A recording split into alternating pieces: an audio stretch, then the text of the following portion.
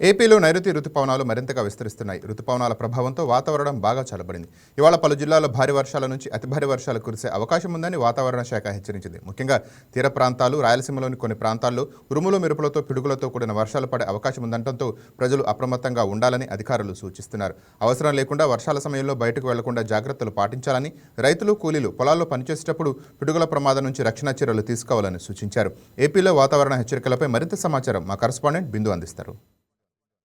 ఆంధ్రప్రదేశ్లో నైరుతి రుతుపవనాలు విస్తరిస్తూ రాష్ట్రాన్ని మరింత చల్లబరుస్తున్న నేపథ్యం కనిపిస్తుంది. నైరుతి రుతుపవనాలు వస్తున్న ఈ నేపథ్యంలో వర్షాలు భారీగా కురిసే అవకాశం కూడా ఉందని ఇప్పటికే వాతావరణ శాఖ హెచ్చరించింది. అయితే చూసుకుంటే మొన్న నైట్ నుంచి కుండపోత వర్షంతో విజయవాడ మొత్తం చల్లబడిందని చెప్పుకోవచ్చు. అదేవిధంగా రోడ్లలో కూడా పూర్తిగా వర్షపు నీరు నిల్వ ఉండిపోయింది. అయితే ఈ నేపథ్యంలో నైరుతి రుతుపవనాలు మరింతగా విస్తరిస్తూ ఇంకా రానున్న రోజుల్లో కూడా వర్షాలు పడే అవకాశం ఉందని కూడా ఐఎండీ ఇప్పటికే హెచ్చరికలు జారీ చేసింది. అయితే ఈ విభిన్న వాతావరణాలకు సంబంధించి కూడా పూర్తిగా ప్రజలందరూ అప్రమత్తంగా ఉండాలని కూడా చెప్పడం జరిగింది.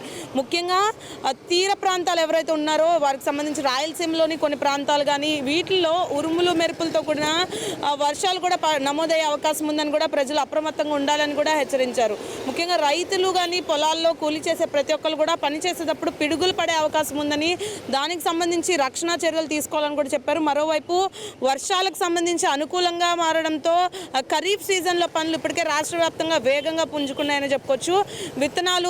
విత్తనాలు కానీ నార్లు వేయటం, భూములు సిద్ధీకరణ చేయడం కానీ ఇటువంటి పనులన్నీ కూడా వేగంగా జరుగుతున్నాయని చెప్పుకోవచ్చు. రాష్ట్రంలో వర్షాల ప్రభావం మరికొన్ని రోజులు ఇట్లానే ఉంటుందని చెప్పేసి కూడా ఇప్పటికే వాతావరణ శాఖ చెప్పిన నేపథ్యం కనిపిస్తుంది. అయితే మొన్న కురిసిన అకాల వర్షానికి సంబంధించి కూడా ప్రజలు తీవ్రంగా ఇబ్బందులు పడ్డారని చెప్పుకోవచ్చు. ఎందుకంటే పూర్తిగా వర్షాలకు సంబంధించి ఎటువంటి జాగ్రత్తలు తీసుకోవాలో కూడా చెప్పారు. అంటే ఇన్ని రోజులు అధికంగా ఎండ తీవ్రతని దాదాపు 47 నుండి 48 డిగ్రీల తీవ్రతని ప్రజలందరూ భరించారు. అదేవిధంగా ఇప్పుడు వర్షాలు, కుండపోత వర్షాలు, అంటే బయటకు కూడా అడుగు పెట్టలేని వర్షాలు కూడా కురుస్తూ ఉన్నాయి. అంటే రోడ్లన్నీ జలమయం అవడంతో కూడా ప్రజలు తీవ్ర ఇబ్బందులు పడుతున్నారని చెప్పుకోవచ్చు. అదేవిధంగా ఈ వర్షాలు తీర ప్రాంతానికి సంబంధించి కొన్ని రోజులు ఇలాగే కొనసాగుతాయని కూడా చెప్పుకోవచ్చు.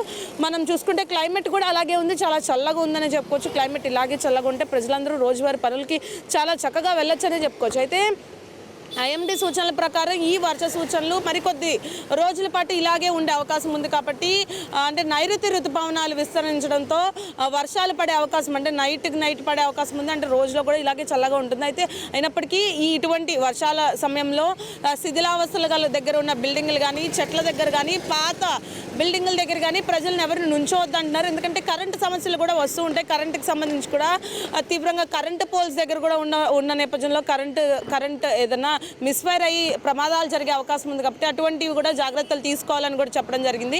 అదేవిధంగా ప్రజలకు కూడా ప్రతిసారి అలర్ట్ మెసేజ్లు అనేవి కూడా జారీ చేస్తూ ఉంటున్నారు. ఇది ఇక్కడ పరిస్థితి. వీడియో జర్నలిస్ట్ వెంకట్తో బిందు, వైకే న్యూస్, విజయవాడ.